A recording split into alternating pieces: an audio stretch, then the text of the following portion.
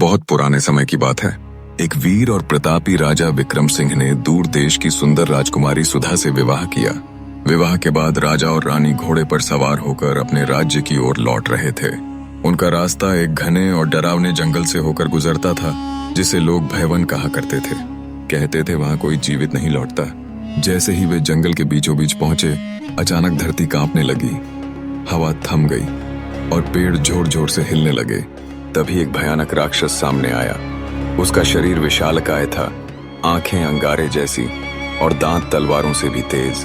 राक्षस गरज कर बोला, मैं इस जंगल का स्वामी हूँ। इंसानों की खुशबू मुझे दूर से ही आ जाती है। अब तुम मुझसे नहीं बच सकते।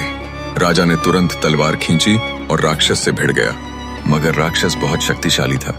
कुछ ही देर में राक्षस ने रानी को पकड़ लिया और बोला, अगर अपनी रानी की जान बचाना चाहते हो तो हर सप्ताह मुझे एक इंसान की बलि चढ़ानी होगी। तुम्हारे राज्य से हर 7वें दिन एक मनुष्य मेरे लिए भेजा जाएगा, तभी मैं तुम्हारी रानी को अभी जीवित छोड़ता हूँ। राजा विवश हो गया।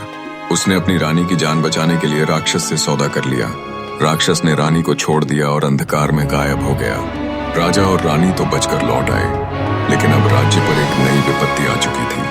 हर सप्ताह एक निर्दोष व्यक्ति को जंगल की सीमा पर छोड़ना पड़ता और वह कभी लौट कर नहीं आता। राजा का हृदय दुख से भर गया।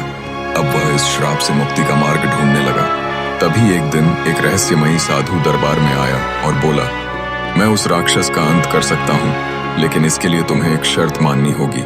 पार्ट 2 के लिए वीडियो को लाइक करें और चैनल को सब्सक्राइब करें।